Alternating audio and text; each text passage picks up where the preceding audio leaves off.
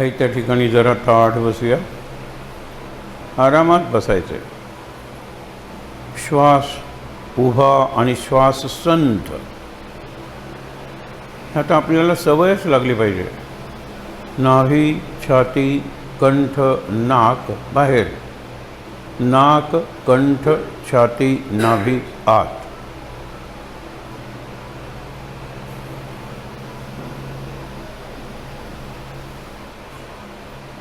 लक्ष श्वासाकडे. घेतला श्वास, सोडला श्वास.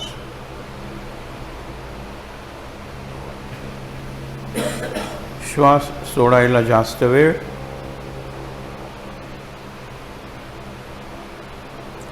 आणि श्वास बाहेर सोडताना खरंच आपण अनुभव घ्यायचा आहे. किती हलकं हलकं मोकळं मोकळं वाटतंय, किती शांत प्रसन्न वाटतंय, ताजंतवानं शक्तिमान वाटतंय. आपण म्हणलो होतो ना, श्वास आत घेताना शक्ती, श्वास थोडा वेळ थांबला तरी भक्ती, आणि श्वास सोडताना मुक्ती. शक्ती, भक्ती आणि मुक्ती हे 3 टप्पे श्वासाचे जर धरले. मुक्ती कशापासून? तर पहिली म्हणजे भीती, चिंता, आत जी थकावट आहे, थकान, थकलेलं आहे, शीण आहे आत, तो त्याच्यापासून मुक्ती पाहिजे. नंतर मनावरचा स्ट्रेस आहे. आणि सगळ्यात महत्त्वाची म्हणजे नेगेटिव्हिटी, नकारात्मक विचार, नकारात्मक कल्पना आणि नकारात्मक भावना एक एक क्रमाक्रमाने बाहेर जाते. आपल्याला आत्ता वेळ नाही आहे, पण आपण 1 2 3 करूया. श्वास घेतोय, शक्ती प्राप्त होत आहे. थोडा वेळ श्वास थांबला आहे, काही सेकंद. शरण जातोय मी, भक्ती. आणि श्वास इतक्या सहजपणे बाहेर सोडतोय आणि स्वतःला सांगतोय, या बाहेर सोडणाऱ्या श्वासाबरोबर आतला सगळा शीण, सगळा थकवा बाहेर जातोय. पुढचा श्वास घेताना खूप ताजंतवानं प्रसन्न वाटतंय. दुसरा श्वास थोडा वेळ राहिला, भक्ती आहे, शरणागती आहे. आणि श्वास सोडताना या सोडणाऱ्या श्वासाबरोबर माझ्या आतली सगळी भीती दूर होतीये. घेणाऱ्या श्वासाबरोबर आत निर्भय वाटतंय. पुढच्या श्वासात या बाहेर सोडणाऱ्या श्वासाबरोबर आतल्या सगळ्या चिंता बाहेर जात आहेत. स्वतःला सांगायचं आहे आणि अनुभव घ्यायचा आहे. या आत घेणाऱ्या श्वासाबरोबर खूप निश्चिंततेची भावना अनुभव आहे. या बाहेर सोडणाऱ्या श्वासाबरोबर मनातला सगळा ताण बाहेर जातोय. या आत घेत असलेल्या श्वासाबरोबर ताणमुक्त, फ्री फ्रॉम स्ट्रेस अशा स्थितीचा अनुभव येतोय. खूप छान वाटतंय. या बाहेर सोडणाऱ्या श्वासाबरोबर नकारात्मक कल्पना, भावना, विचार बाहेर जात आहेत. आणि या आत घेत असलेल्या श्वासाबरोबर सकारात्मक कल्पना, विचार, भावना आत येत आहेत. मन सकारात्मकतेनं म्हणजे पॉझिटिव्हिटीनं भरून जातंय. खूप छान वाटतंय, प्रसन्न वाटतंय. हे सगळं मी स्वतःशी बोलतोय. शेवटची सूचना देणार आहे. प्रसन्न वाटतंय, अशा प्रसन्न मनस्थितीत हा सत्संग सुरू ठेवायचा आहे. मी ठेवणार आहे. प्रसन्न, शांत.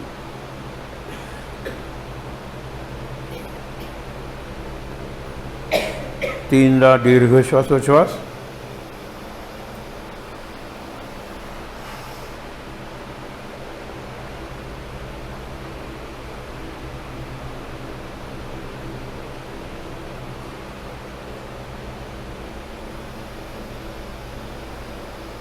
हातावर हात चोळूया, ते हात चेहऱ्यावर चोळूया.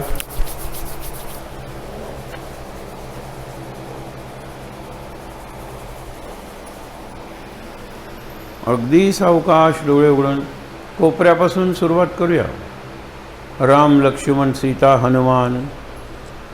नाही तर हनुमंताचा पाठ दिसत असेल तर, नाही तर महाराज आहेत, रामदास आहेत, इतर संत मंडळी आहेत आणि स्वामी स्वरूपानंद आहेत. क्रमाक्रमाने सर्वांचं दर्शन घ्यायचं आहे. श्वासोच्छ्वास नॉर्मल करायचा आहे. तयार व्हायचं आहे आत्ताच्या या सत्संगाला.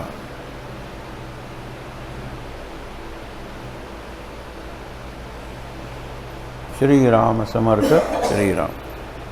आपल्याला हा ग्रंथ दिलेला आहे सद्गुरू लीलामृत. त्यातला जो अगदी शेवटचा समास आहे तो बऱ्यापैकी वाचून आपण त्याच्यावर विचार करणार आहोत. अगदी शेवटी आहे तो. पेज नंबर पाहिजे असेल तर पेज नंबर 280, 280. समास चौथा आणि अर्थात तो जो अध्याय आहे तो 13वा. 13 अध्यायांचा ग्रंथ आहे. 280 पेज. प्रथम आपण जरा जनरल इंट्रोडक्शन करूया. प्रत्येक केंद्र असतं किंवा प्रत्येक दैवत असतं, त्याचं काहीतरी वैशिष्ट्य असतं. तुम्ही याचं फक्त स्मरण करा, मुक्त व्हाल. इथे येऊन तुम्ही नामस्मरण कराल, मुक्त व्हाल. इथे येऊन तुम्ही दर्शन घ्याल, मुक्त व्हाल. इथे येऊन तुम्ही सेवा कराल, मुक्त व्हाल. इथे येऊन कोणत्या ना तरी गोष्टीचं दान कराल, मुक्त व्हाल. या केंद्राचं पारायण करा, हा एक प्रकारचा संदेश महाराजांनी या केंद्राच्या माध्यमातून दिला आहे असं मला वाटतं. एरवी इतक्या सलगपणे, इतक्या सिन्सिअरली म्हणजे प्रामाणिकपणे या ग्रंथाचे पारायण कुठे केले जात नाही. गोंदवलेला सुद्धा. आणि बाकीच्या ठिकाणी लोंढ्याला वगैरे दुसरा ग्रंथ वापरतात कारण त्यांना या ग्रंथाची भाषा अवघड वाटते. भाषा सुरुवातीला तुम्हालाही अवघड वाटत असेल, पण आता तुमच्या तोंडात बऱ्याच जणांचं ते सगळे शब्द, ते अध्याय, त्या अध्यायाचे विषय बसलेले असते. आणि हे सगळं करतंही कोण? तर ज्याची आपण पूजा करतो, उपासना, आराधना करतो, ती शक्ती करून राहिलेली आहे. व्यक्तीच्या रूपात महाराज नाहीच आहे. आणि ज्यावेळेला मी जिवंत होतो त्यावेळेला मी देहात होतो असं वाटतं का? मग आता मी नाही, म्हणजे आता मी देहात नाही असं वाटतं का? महाराजांना काय सांगायचं आहे, ज्यावेळेला तुम्ही माझ्याशी एकरूप होतात त्यावेळेला तुमच्या देहात मी असतो, मी देहात नाही कोणी सांगितलं आहे. आणि देहात ज्यावेळेला होतो गोंदवल्याला त्यावेळेला एकाच वेळेला मी 2-3 ठिकाणी असायचो. कुठलाच देह खरा? म्हणून देहात होतो त्यावेळेला देहातच होतो असं नाही, आणि आता देहात नाही म्हणजे देहात नाहीच असंही नाही. या ग्रंथात मी आहे. सगळीकडे जो चरित्र ग्रंथ असतो आणि तो अधिकारी व्यक्तीने लिहिलेला असेल, महाराजांची चरित्र 3-4 तरी माझ्याचकडे आहेत, पण अधिकारी चरित्र गद्य असेल तर ते अर्थातच बाबांचं, आणि पद्य असेल तर हे आपल्या हातात आहे. ते कसं प्रकट झालं, अवतरणिका आपण ज्याला म्हणतो. अवतरणिका म्हणजे काय की हा ग्रंथ कसा अवतरला, म्हणजे पहिल्या अध्यायात काय आहे, दुसऱ्या अध्यायात काय आहे, अशा प्रत्येक अध्यायातला सार किंवा गोष्टी दिल्या जातात आणि शेवटी फलश्रुती सांगितलेली असते. या शेवटच्या समासात हा ग्रंथ कसा अवतरला हे सांगताना कसा अवतरला हे सांगितलेलं आहे. ग्रंथाची अवतरणिका नाही. या ग्रंथाची अवतरणिका तुम्हा देतो ती आता ऐका, असे जे गजानन महाराजांच्यात म्हणलेलं आहे. ग्रंथाची अवतरणिका, हा ग्रंथच कसा अवतरला, फार छान सोपं आहे. आपण वाचायला सुरुवात करूया, सगळ्यांनी बरोबर वाचूया. मी थांबेन त्यावेळेला तुम्ही थांबायचं आणि पुढचं काहीतरी ऐकायचं. समास चौथा, अध्याय 13. सगळ्यांनी बरोबर. श्री सद्गुरू श्री ब्रह्मचैतन्य महाराजाय नमः. नमो पुरुषा गणपती शारदा सुविद्या प्रकृती नसो स्वयं ज्योती चैतन्य ब्रह्म श्रीराम. एक जरा थांबूया. नमो पुरुषा गणपती म्हणजे आपले महाराज. शारदा, त्यांच्या दोन्ही पत्नींचं नाव सरस्वती होतं. शारदा सुविद्या प्रकृती. नमो स्वयंसिद्ध ज्योती चैतन्य ब्रह्म.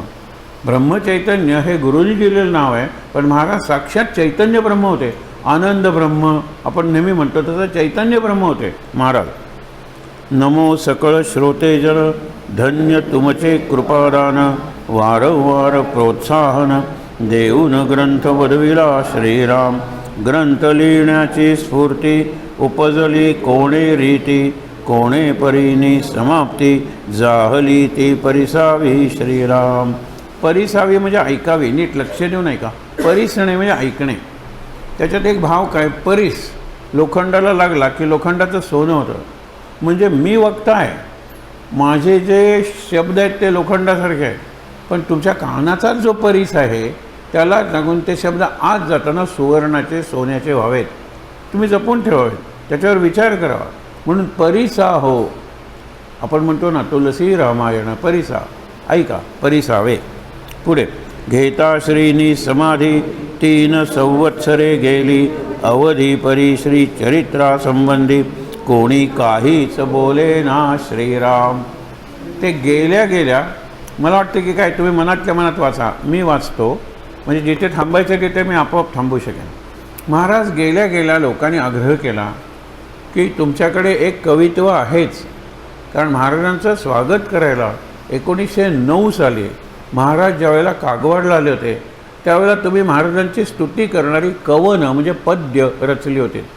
ती महाराजांना एवढी आवडली की हा कोणी रचली आहे म्हणल्यानंतर त्यांनी सांगितलं गजाननबुवा फडके त्यांनी रचलेली आहे. तर ती रचलेली आहे तर त्यांना बोलवा. ते म्हणाले त्यांना येता येत नाही, त्यांचे पाय अधू आहेत, त्यांना उभं राहणं चालणं गर्दीत येणं जमणार नाही. मग महाराजांनी त्या रात्री त्यांना एक नारळ पाठवला आणि सांगितलं हा कवित्वाचा महाप्रसाद आहे. हे या ग्रंथाला मिळालेलं आहे, लक्षात ठेवा. कवित्वाचा महाप्रसाद योग्य वेळी स्फूर्ती होईल एवढं महाराजांनी सांगितलं. कविता तर ते करतच होते, रचना तर ते करतच होते.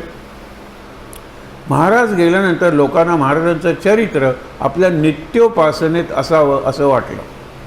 म्हणून यांनी 13 आपण नमस्कार त्रयोदशी म्हणतो, नमस्कार त्या ब्रह्मचैतन्य मूर्ती, हे 13 श्लोक आहेत. आणि 14वा श्लोक आहे जो आपण नेहमी म्हणतो, जयाचा जनी जन्मसा, हा जो आहे ना तो बाबा बेलसरेंनी रचलेला आहे. जन्म नामार्थ झाला हा त्या 13 श्लोकातला नाही आहे. हे नमस्कार त्रयोदशी आपण वाचतो, लोकांचं समाधान होईना, कुणीतरी लिहावं कोणीतरी लिहावं, ते त्यांनी सांगितलं. की आत्ताचे आपण वाचलं की ग्रंथ लिहिण्याची स्फूर्ती उपजली कोणे रीती, कोणे परीने समाप्ती जाहली ती परिसावी घेता श्रीनी समाधी 3 संवत्सरे गेली म्हणजे 1916. परी श्री चरित्रासंबंधी कोणी काहीच बोलेना, श्रींचे शिष्य ज्ञानी एकाहुनी एक द्विगुणी, प्राचीन अर्वाचीन दोन्ही शास्त्रा माझे प्रवीण, असे कितीतरी शिष्य होते. बाबांचा महाराजांशी संबंध उशिरा आला, म्हणजे साधारणतः 1938 साली वगैरे आला असेल. कारण त्यानंतर 67 सालापर्यंत बाबा सतत महाराजांच्या म्हणजे तात्यासाहेब केतकरांच्या माध्यमातून व्यक्त होणाऱ्या महाराजांच्या सहवासात होते. फार मोठा सहवास बाबांना लाभला सद्गुरूंचा.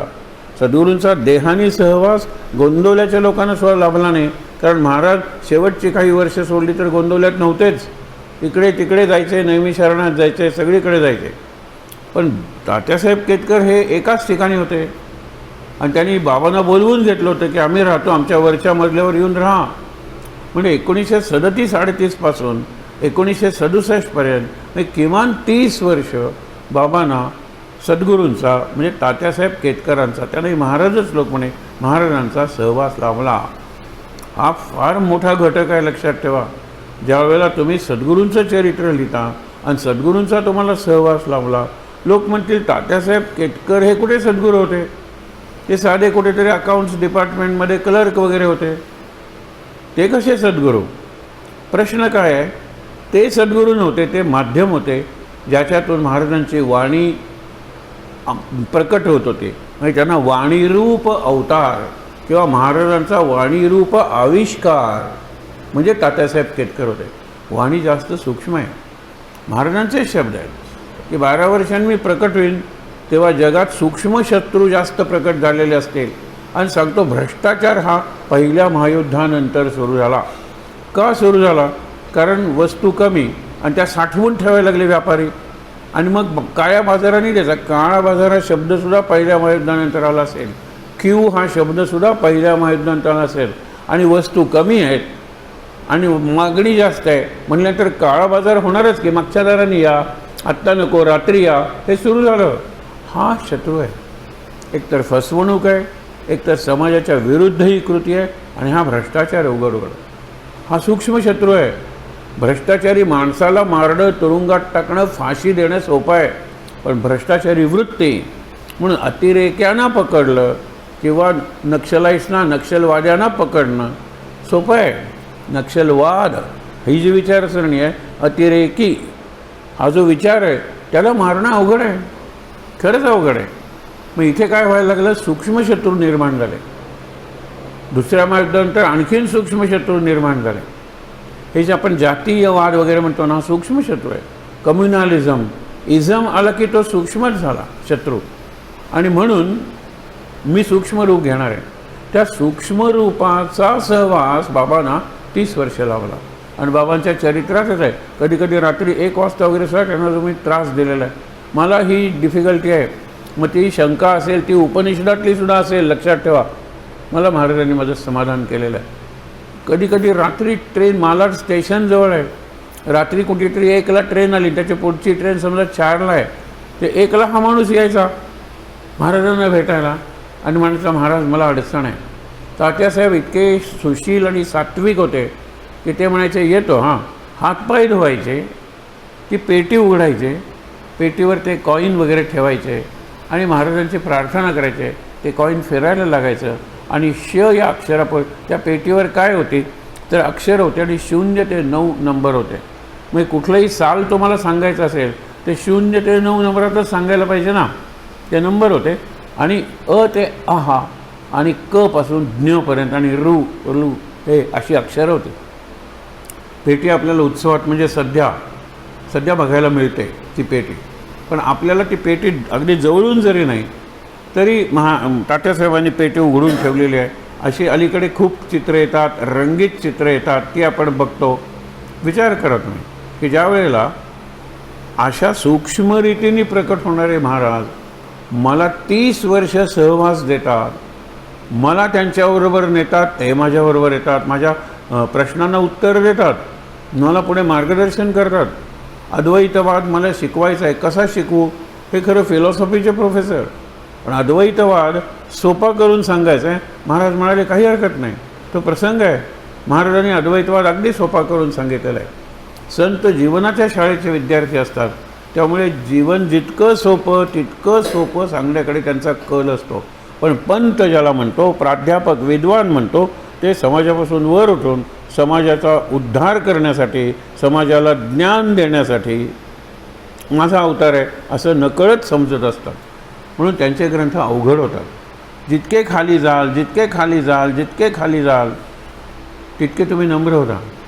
जमिनीवर ज्यावेळेला तुम्ही झोपता त्यावेळेला खरं मदर अर्थच्या तुम्ही कुशीत असता, आणि त्यावेळेला सगळा अहंकार वगैरे नष्ट होतो. तिथे झोपून तुम्ही जर विचार करणार असाल मी किती महान आहे, तर तुमच्यासारखे दुर्दैवी तुम्ही. पण ताठ असताना मी उंच आहे, मला दूरचं दिसतं, माझं असं आहे हे दिसतं, हळूहळू तुम्ही पडायला लागलात. आणि जितकं तुम्ही जॉन्सन म्हणायचं ना, ही परपेंडिक्युलरिटी वॉज कन्व्हर्टेड इंटू हॉरिझॉन्टॅलिटी. म्हणजे तो पडला. किती अवघड बोलतो सांगा बरं. ही फेल डाऊन असं म्हणायचं नाही, हीच परपेंडिक्युलरिटी कन्व्हर्टेड इंटू हॉरिझॉन्टॅलिटी. ताठ उभा होता तो आडवा झाला. तसं नाही आहे. जितकं तुम्ही आडवं होत जाता, जितकं तुम्ही झुकता, जितकं तुम्ही जमिनीशी समांतर होता, जितका जमिनीशी स्पर्श होतो, तितके तुम्ही नम्र राहता, विनयशील राहता. हे बाबा महाराजांच्याकडून शिकले. आणि सगळ्यात महत्त्वाचं म्हणजे हे जे चरित्र आहे ते चरित्र लिहिलं त्यावेळेला महाराज प्रकट झालेले नव्हते. 3 वर्ष झाली होती, म्हणजे 1916 साली हे पुस्तक त्यानंतर 3-4 वर्षात प्रसिद्ध झालेलं आहे. महाराज प्रकट झाले 1925 साली. मग 1925 सालानंतर महाराजांचं प्रत्यक्ष मार्गदर्शन तात्यासाहेबांच्या माध्यमातून सुरू झालं, जे बाबांना मिळालं. म्हणून प्रसंग लिहिल्यानंतर बाबांनी तो महाराजांना वाचून दाखवला आणि तात्यासाहेब केतकरांना. आणि महाराजांनी मग सांगितलं हे नको. मग त्यांनी ते कट केलं. म्हणून खूप मोठा ग्रंथ अजूनही तो छोटा झाला नाही, मोठाच राहिलेला आहे, पण त्याच्याहीपेक्षा तो मोठा होता. हा फायदा इतर ग्रंथांना मिळत नाही. ज्याचं चरित्र आहे तो जिवंत असेल तर सांगेल. हल्ली बायोपिक नावाचा जो प्रकार निघतो, बायोग्राफिकल पिक्चर, ते जिवंत असलेल्या व्यक्तींचे सुद्धा निघतात बायोपिक्स. मेलेल्या व्यक्तींचे निघतात ते ठीक आहे, पण जिवंत व्यक्तींचे निघताना त्यांना ते दाखवावं लागतं आधी. मग ते म्हणतात इथे तू माझं पिक्चरायझेशन केलंस ते बरोबर नाही आहे, असा मी वागलो असतो तरी त्याचा उद्देश निराळा होता. मग ते कट करावे लागतात प्रसंग. तसं महाराजांच्या या चरित्राबद्दल आहे. म्हणून चरित्र कसं अवतरलं, हे पुस्तक कसं अवतरलं, हे ते सांगतायत. सोपं आहे. आपण पुढे बघूया. चौथी ओवी. घेता श्रीनी समाधी 3 संवत्सरे गेली अवघी परी. आता अवघी म्हणलेलं अवधी म्हणलेलं आहे. अवघी म्हणजे पूर्ण 3 वर्ष गेली असा अर्थ होतो, पण अवधी म्हणजे कालावधी. 3 वर्षाचा कालावधी संपला. परी चरित्रामध्ये कोणी काहीच बोले ना. श्रींचे शिष्य ज्ञानी एकाहुनी एक द्विगुणी, प्राचीन अर्वाचीन दोन्ही शास्त्रामध्ये प्रवीण, काही अपरोक्ष ज्ञानी सिद्ध, ज्यावरी सद्गुरू प्रसाद, अधिकारी मठपती प्रसिद्ध, संप्रदाय वाढविते. हे कुर्तकोटी महाराजांचं वर्णन आहे. ते विद्वान होते, त्यांना अनुग्रहाचा अधिकार दिला होता आणि ते मठपती होते. कोल्हापूरचं जे शंकराचार्यांचं पीठ आहे तिथे ते शंकराचार्य होते. कोण? आपले कुर्तकोटी. हे लक्षात ठेवा. कुर्तकोटींच्या 2 गोष्टी मला पटत नाही. ही व्यक्ती अत्यंत बुद्धिमान होते, पण त्यांना I cannot read his mind म्हणतात ना, मला कळत नाही त्यांचं. महाराज म्हणाले मी आज जाऊन येतो, तुम्ही बाहेर थांबा. ते 2 रात्री 2 दिवस वगैरे असे काहीतरी ते हात जोडून थांबले होते. लोक म्हणाले जा तुम्ही, पण त्याच क्षणी महाराज आले. तर महाराजांनी मला सांगितलं आहे. काय सांगितलं आहे? की मी आज जाऊन येत होतो. महाराज झोपले, 2 दिवस उठलेच नाहीत. हे बाहेर तसेच उभे होते. यावरून किती नम्रता किंवा शरणागती दिसते. दुसरं, महाराज उगीच आपला वेळ या सामान्य लोकांबरोबर घालवतात. महाराज किती ज्ञानी आहेत. तो म्हणवी अज्ञानी आपण म्हणतो ना, पण वेदगूढ जाणी ऐसा नाही पाहिला. खूप ज्ञानी होते, पण त्यांना सांगून काही उपयोग नव्हता. ते म्हणाले हेच माझे श्रोते आहेत. एक दिवस म्हणाले मी शेजारच्या खोलीत बसलो आणि महाराज सांगत होते, ते लिहून घेतलं. महाराज मराठीतून सांगत होते. नंतर रात्री मी विचार केला की महाराज हे काय सांगत होते. महाराज वेद, उपनिषद, गीता यातलंच सांगत होते, फक्त मराठीत सांगत होते. श्रद्धेशिवाय काही नाही. गीतेत सांगितलेलं आहे श्रद्धा सगळ्यात महत्त्वाचं. किंवा अन्न, अरे हे परब्रह्म आहे, अन्नम ब्रह्मेति इति श्रुती, हे जे आपण म्हणतो ना, महाराज वेद, उपनिषद आणि गीताच सांगत होते, पण मराठीत सांगत होते, लोकांच्या भाषेत सांगत होते. तेव्हा महाराजांबद्दलचा माझा आदर वाढला. महाराजांनी स्पष्टपणे त्यांना सांगितलं होतं, आम्ही गेल्यानंतर 12 वर्ष गोंदवलेला राहा, इथली व्यवस्था आणि लोकांना मार्गदर्शन, म्हणजे उत्तराधिकारी राहा. मला वाटतं ते काही नाही म्हणले नाहीत, हो म्हणले नाहीत, पण त्यानंतर दुसऱ्या दिवशी ते निघून गेले. ज्यावेळेला महाराज गेले त्यावेळेला ते तिथे नव्हते. बरं, का नाही आज्ञापालन केलं? मग ते नाहीत म्हणल्यानंतर त्यांनी भाऊराव केतकरांना सांगितलं 12 वर्ष तुम्ही इथे थांबा. भाऊराव केतकर प्लेगची साथ आली होती, इंग्रज अधिकारी जरी आले होते, तुम्ही मला ठार मारलात तरी चालेल, गुरुची आज्ञा आहे आणि मी इथेच राहणार आणि मी काही कोणाशी संपर्क वगैरे नाही आहे. माझ्यामुळे कुणाला प्लेग होईल किंवा कुणामुळे मला प्लेग होईल असं नाही. तुम्ही सगळ्यांना शेतावर नेलं आहे गावाच्या बाहेर, मी एकटा इथे आहे. माझे महाराज राहिले तिथे. इतरही अनुभव आहे, पण तात्यासाहेब केतकर बाबासाहेब भाऊराव केतकर राहिले, हे नाही राहिले, कुर्तकोटी नाही राहिले. त्यांना दुसरे सांगितलं होतं की मठाधिपती होण्याच्या भानगडीत तुम्ही पडू नका. स्पष्ट होते की मग का कोल्हापूरच्या पीठाचे मठाधीश झाले? म्हणजे ना, आतून कुठेतरी काही महत्त्वाकांक्षा होती, आतून कुठेतरी आपण कोणीतरी मोठे असा भाव होता. मग काय झाली फजिती? शाहू महाराजांच्या कानात कोणीतरी सांगितलं इथे एक नवीन केंद्र तयार होते सत्तेचं आणि ते ब्राह्मण्याचं केंद्र आहे, ते ब्राह्मण आहेत आणि आपण मराठा आहोत, काहीतरी केलं पाहिजे, आणा त्यांना पकडून. आणि काय सांगू, मग पोलीस म्हणाले, दुसऱ्या पोलिसांना यांच्याबद्दल आदर होता, कारण यांचं वर्तन होतं ना ते अत्यंत आदर्श होतं, हे अत्यंत बुद्धिमान होते, लोकांना मार्गदर्शन करत होते, हे त्या पोलिसांनाही माहीत होतं. पोलिसांनी सांगितलं की आम्हाला तुम्हाला पकडून आणायला सांगितलं आहे, पण आम्हाला नाही तुम्हाला पकडून न्यायचं. एक मार्ग आहे की कोल्हापूरच्या हद्दीपर्यंत आम्ही येतो, तिथून पुढे तुम्ही जा, मुक्त व्हा. आणि आम्ही परत जाऊन शाहूराजांना सांगतो ते निघून गेले म्हणून, मग काही प्रॉब्लेम नाही ना. तसं झालं. मग ते म्हणतात तुम्ही महाराजांना प्रार्थना केली, तुम्ही सांगितलं होतं की मठाने पण भानगडीत पडू नका. आम्ही पडलो. आता हे अत्यंत, जिथे मी हिरे वेचले तिथे शेवण्या वेचायचा प्रसंग आलेला आहे, काहीतरी करा. ते आले पोलीस, 4 माझ्या बाजूनी चालत होते, मला स्पर्शही करत नव्हते, पण माझ्याबरोबर आणखीन एक कोणीतरी चालतं आहे असा मला भास होत होता. आणि ते महाराजच होते. ज्यावेळेला कोल्हापूरच्या हद्दीच्या बाहेर प्रवेश केला त्यावेळेला पोलीस नमस्कार करून मागे गेले आणि माझ्याबरोबर चालणारे महाराज तेही अदृश्य झाले. महाराजांनी मला संरक्षण दिलं. त्यानंतर कुर्तकोटींचं चरित्र आता लिहिलं जात आहे, परंतु काही विशेष मला माहीत नाही. पण मला या 2 गोष्टी न कळणार आहेत. एकीकडे शरणागती आणि एकीकडे ते काय बोलतात, काय कसं करतात वगैरे, ते म्हणजे ॲसेस करणं आपल्या सद्गुरूंना. आणि दुसरं म्हणजे उघड सद्गुरूंच्या आज्ञा न मानणं.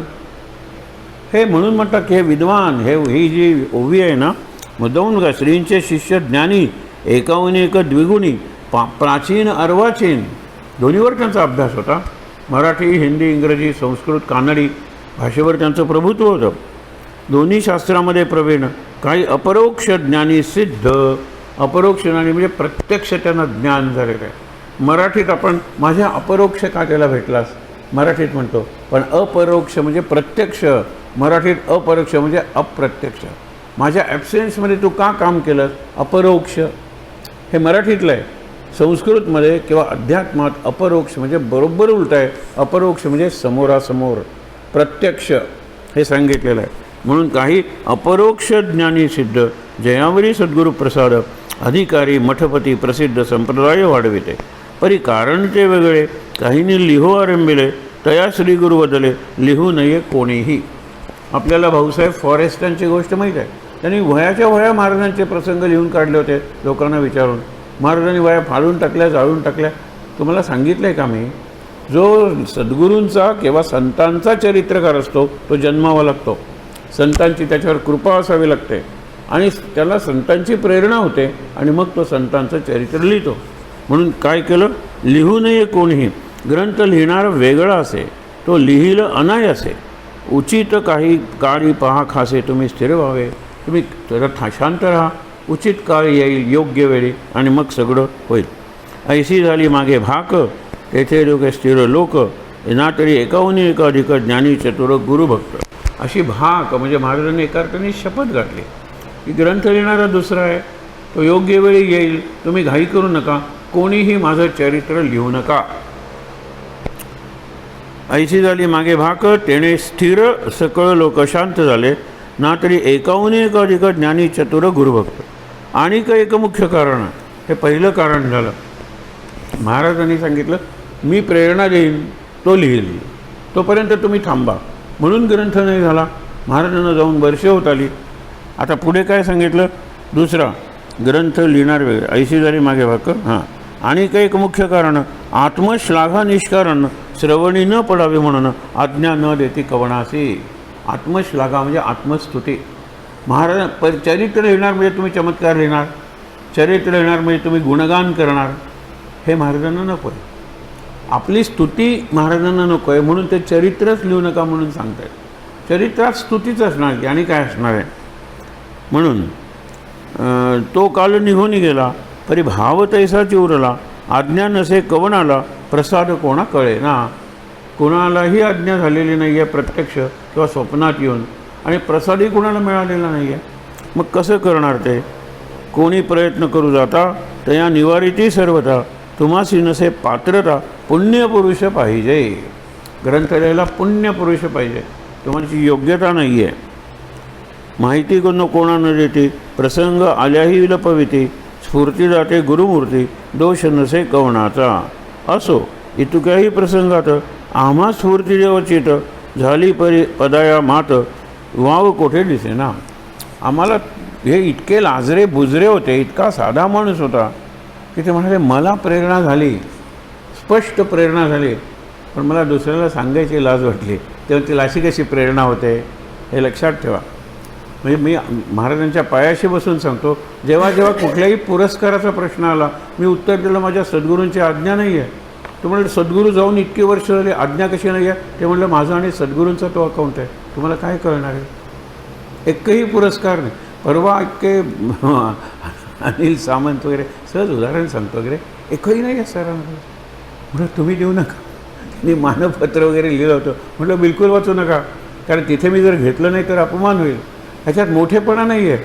आतून गुरु सांगतात की ही गोष्ट तू करू नकोस आयुष्यात. ह्याच्यापेक्षा कितीतरी मोठ्या लोकांनी मोठ्या मोठ्या गोष्टी केल्यात, तेव्हा तू नाही म्हणजे नाही, नाहीच हे लक्षात ठेवा. ज्ञानात तसं वाटत होतं की आपण कशाला लिहायचं. आणि मी जर सांगितलं महाराजांनी मला प्रेरणा दिली, लोक मला हसतील. इतके हे लाजरे बुजरे होते, हे लक्षात ठेवा. त्यांचं चित्र बघा, त्यांचं चरित्र बघा, अगदी साधे होते. हे लेखक कवी, माहिती कोणानं देती, प्रसंग आल्याही छपविती, स्फूर्तिदाते गुरुमूर्ती, दोष नसे कोणाचा. आता लिहायचा कोणी प्रयत्न केला तर लोक माहिती सांगत नव्हते, छपवत होते, मुद्दामून चुकीची माहिती देत होते. पण शेवटी काय, शेवटी त्यांना प्रेरणा देणारे सद्गुरूच आहे. त्याचा अर्थ काय, महाराजांचीच इच्छा नाही आहे चरित्र लिहिलं जावं. म्हणून काय झालं, विद्या नाही, दीक्षा नाही, सहवास सेवा बहुत नाही, हे ते स्वतःबद्दल सांगतायत. स्वतःबद्दल सांगतायत, मला विद्या नाही, मला दीक्षा नाही, संत अनुग्रह नाही, सहवास सेवा बहुत नाही महाराजांचा, वैभव मान्यता काहीच नाही, स्फूर्ती मात्र दुणावली. मला स्फूर्ती मात्र व्हायला लागली की लिहायला पाहिजे चरित्र, आतून अगदी चरित्र प्रकट व्हायला लागलं. पण या सगळ्या माझ्या दुर्गुणांमुळे किंवा वीकनेस, दोषांमुळे मी ते पुढे गेलो नाही.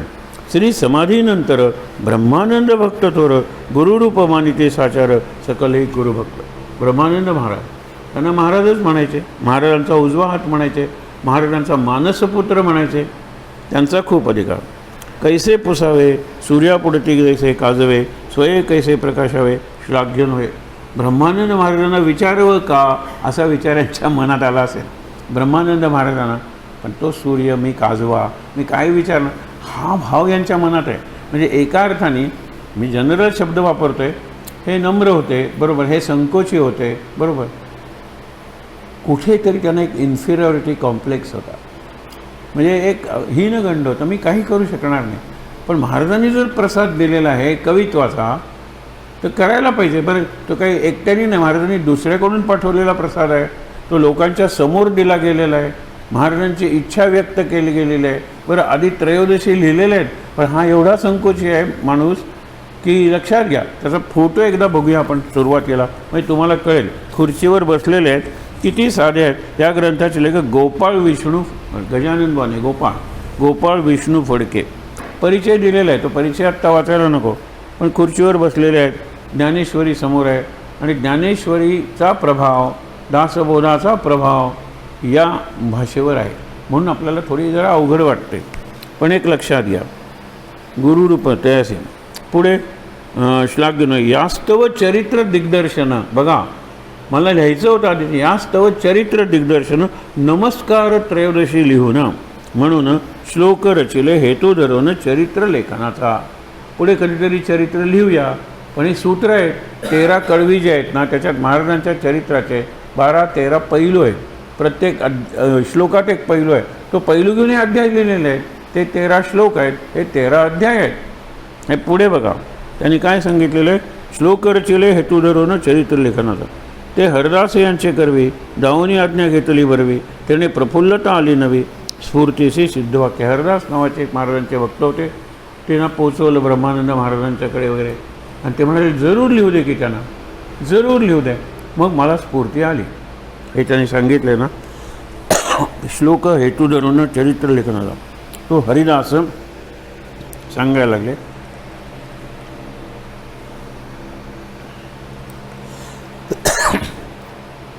स्फूर्तीचे सिद्धवाक्य. या उपरी औदासीन्य, माहिती अभावी आले गण. औदासीन्य आले. औदासीन्य म्हणजे डिप्रेशन. मग काय मी लिहितो आहे, हे मला जमणार आहे का करायला, आपल्यालासुद्धा बऱ्याच वेळेला वाटतं. हल्ली 70च्या वरची मंडळी कधी कधी एक असा पार्ट असतो त्यांच्या याचा, आठवडाभर वगैरे इतकी उदास असतात, फोन करून विचारतात, असं तुमच्या जीवनात येत नाही का. म्हणलं खरं सांगतो, तुम्ही थांबलात तर हा विचार तुमच्या मनात येणार. थांबू नका, करत राहा, प्रवास करत राहा, बोलत राहा, वाचत राहा. आता हे कसं आहे लक्षात ठेवा, डिप्रेशन आल्यामुळे आम्हाला हे काही करवत नाही. अरे हे तुम्ही करा म्हणजे डिप्रेशन येणार नाही, हेच त्याचं उत्तर आहे. आम्हाला कुणाशी बोलावंसंच वाटत नाही, कुणाकडे जावंसंच वाटत नाही. आम्ही सांगतो कुणाकडे तरी जा, कुणाकडे तरी बोला, काहीतरी लिहा, एक्सप्रेस युअर सेल्फ. आणि एक्सप्रेशन आलं तर डिप्रेशन जाणार आहे. एक्सप्रेस करतच नाही, सगळं आत आत आत, म्हणजे खोलात, बुडत्याचा पाय खोलात म्हणतात ना, आणि खोलात खोलात जायला लागतो. ते चूक आहे. या उपरी औदासीन्य, माहिती अभावी आलेखन. एकतरी गोंदवल्याचे नव्हते, हे बुधगाव वगैरे आटपाडी वगैरे भागात राहत होते, सांगलीकडे. आणि हे शेवटचे 1-2-3 गुरुपौर्णिमेला गोंदवल्याला आले होते. गोंदवल्याला कुणाला माहितीही नव्हते, आणि यांचा स्वभाव कुणाकडे बोलावं जावं असं नाही आहे. महाराजांच्या शेजारी उभे राहायचे आणि त्यांनाच चमत्कार वाटायचा.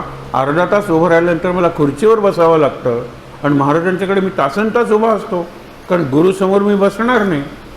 पण तेवढाच त्यावेळेला महाराज जे बोलले इतरांशी, माझ्याशी, जे मी ऐकलं ते मी 7व्या अध्यायात लिहिलेलं आहे. हे सुरुवातीला त्यांनी सांगितलं. हे सगळे गुरुच्या मुखीचे बोल आहेत. पाद म्हणजे ज्यावेळेला एखादं चरण पूर्ण करायचं असेल तर त्यावेळेला मी 1-2 शब्द वापरले असते, पण एरवी मात्र पूर्ण हे शब्द जवळजवळ जसेच्या तसे महाराजांचे शब्द आहेत. पण बाकी त्यांना कोणी माहितीच देईना.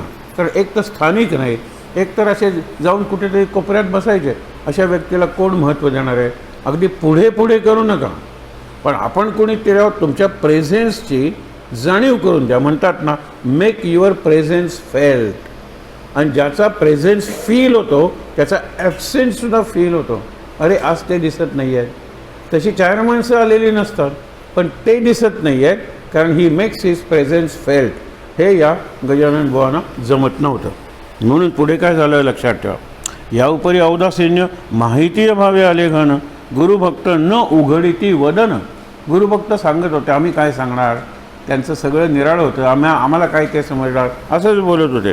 वदन, तेही एके दूर केले, ते एकामान दूर केलं. कागवाडकर रामदासी, हे लक्षात ठेवा. हे कागवाडकर रामदासी स्वतःला गणुबुवा रामदासी म्हणायचे. त्यांच्याकडे मारुतीची मूर्ती होती, ती भंगली. मग मारुतीच्या नव्या मूर्तीची प्राणप्रतिष्ठा करायची होती, ती महाराजांच्या हस्ते व्हावी. म्हणून 1909 साली महाराजांनी त्यांनी कागवाडला बोलवलं. त्यावेळेला हे कागवाडला होते आणि त्यांनी निरनिराळी रचना केल्या, मुलांना शिकवल्या, मुलांनी चालीत म्हणून दाखवल्या. अनेक ठिकाणी रस्त्यावर कमानी उभारल्या होत्या. कमानाच्या ठिकाणी महाराजांना थांबवायचे, एक पद म्हणलं जायचं आणि ओवाळलं जायचं, फुलं वगैरे टाकली जायची आणि महाराज पुढे. चित्र डोळ्यासमोर आणा ना तुम्ही. त्यावेळेला महाराजांनी ती पदं ऐकली. आपली स्तुती करणार आहेत म्हणून महाराजांना नाही विशेष वाटलं, पण ती रचना चांगली आहे, ती त्यांनी जे कॉम्पोजिशन आहे ना ते चांगलं आहे, हे महाराजांच्या लक्षात आलं. हे आता बघा बरं काय ते. रामदासी, काही ग्रंथ कागवाडकर रामदासी, पत्र देती हरिदासासी, उभयता मिळवून मजसी, सहाय्य केले मनवावे. हे कागवाडकर रामदासी आणि हरिदास होते. त्यांनी मला काही पत्र महाराजांची आणि इतर काही कागदपत्र आणून दिली. हे फार बरं झालं. त्याच्यानंतर काही ग्रंथ पाहिल्यावर प्रासादिक बदलली सारी, मग माहिती उपरी काही देऊ लागले, इतर लोक द्यायला लागले. गोखले उपनामी भले, म्हणजे गोखले आडनावाचे कुणीतरी लेखन सहाय्य त्यांनी केले. बहुती प्रोत्साहन दिले, वरी छाया गुरुकृपा. आणि सगळ्यात वरती गुरुकृपा हे होतीच. मग गोखलेंनी मदत केली, हरिदासांनी मदत केली, त्या कागवाडच्या रामदासींनी मदत केली. हे लोक मदत करतायत आणि हे लिहितायत म्हटल्यानंतर हळूहळू लोक तोंड उघडायला लागले आणि बोलायला लागले. त्याच्यानंतर असो आणि एक ऐशी झाली मागे, हे झालं ते वाचून. कागवाडकर रामदासी पत्र देते. शके 1840, पुण्यतिथी मार्गशीर्ष, ग्रंथारंभ गोंदावलीस श्री सन्निध झाला. शके 1840, त्याच्यात 78 मिळवा, म्हणजे 1918 साली, म्हणजे महाराज गेल्यानंतर 5 वर्षांनी या ग्रंथ लिहिल्याला सुरुवात महाराजांच्या समाधीच्या शेजारी झाली. त्यावेळेला हे मंदिर, या पायऱ्या वगैरे काही कल्पना करून घेऊ नका, साधी समाधी होती. तर त्यावेळेला नंतर बांधकाम सुरूही झालं. पण लक्षात ठेवा, शके 1840, त्याच्यात 78 म्हणतो 1918 होतं. 1918 साली पुण्यतिथी मार्गशीर्ष, म्हणजे आता येता येते दशमी मार्गशीर्ष, ग्रंथारंभ गोंदावलीस श्री सन्निध राहला बुधग्रामी, म्हणजे बुधगाव हे त्यांचं गाव. बुधग्रामी सागर लिहिला. श्रीकृपे पूर्ण झाला 1843 साला. 3 वर्ष हे ग्रंथलेखनाचं काम चाललं होतं. 3 वर्ष. नंतर अर्पण केला गुरुचरणी. श्रीकृपेची उत्तरे वेळी वाकुडी लिहिली बरे. सेवन करा क्षीर नीरे हंस दृष्टी ठेवू नये. हंस दृष्टी म्हणजे फक्त दूध घेणार आणि पाणी टाकून देणार. चांगलं काय ते ह्यातलं घ्या आणि पाणी आहे ते टाकून द्या. आणि काकदृष्टी म्हणजे फक्त वाईट आहे, फक्त चूक आहे, फक्त कुठे ना कुठेतरी जखम झालेली आहे, ती सुद्धा घाण आहे, तिथे कावळ्याची दृष्टी जाते. काकदृष्टी आणि हंसदृष्टी. हंसदृष्टीने तुम्ही या ग्रंथाकडे पहा. चांगले असेल ते घ्या, वाईट असेल ते टाका. चांगलं असेल ते महाराजांचं आणि वाईट असेल ते माझं. ही सगळ्या संतांची दृष्टी असते. पुढे बघा काय, श्री बहुतमते एकवटोनी काही स्वानुभव घेऊनी कथा लिहिल्या ग्रंथ सदनी सत्य आणि निवडक. लिहिल्या कथा काही स्वानुभव घेऊन. म्हणजे काय स्वानुभव घेणार होते सांगावर. मग त्यांनी यांना विचारलं असेल, मग हे नक्की होता का, त्यावेळेला तू कुठे होता, महाराज नक्की काय म्हणाले, त्यावेळेला महाराजांनी कोणती वस्त्र घातली होती, असे प्रश्नोत्तर करून त्यांनी माहिती काढून घेतली. पण काढून घेतल्यानंतर त्यांनी त्यांच्या पद्धतीने ध्यानात महाराजांना विचारलं असेल की हे असं घडलं आहे का, हा स्वानुभव आहे. आणि त्याप्रमाणे ह्या पुढच्या कथा लिहिल्या. नंतर सद्गुरू लिहिला अनंत अपार. काव्य काय उतरील पार. काही सत्य काही साधार असं ती त्या घेतल्या. क्वचित शब्दभेद झाला तरी बाधन ये तत्वाला. तत्वदृष्टी घेऊन चाला श्रोतेजन भाविक. घुगरदरे सोलापूरकर श्रींचे आप्त आणि चतुर यांनीही चरित्र मधुर गद्य लिहिले साचे. हे सोलापूरचे घुगरदरे. महाराजांचं मूळ आडनाव घुगरदरे, म्हणजे महाराजांच्या कुटुंबातील.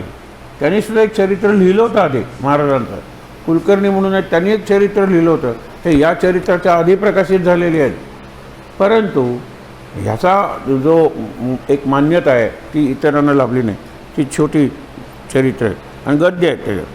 त्यामुळे काय घुगरदरे सोलापूरकर श्रींचे आप्त म्हणजे नातेवाईक आणि चतुर यांनी चरित्र मधुर गद्य लिहिले. गद्य म्हणजे पद्य नाही, ते प्रोज कादंबरीसारखं त्यांनी चरित्र लिहिलं.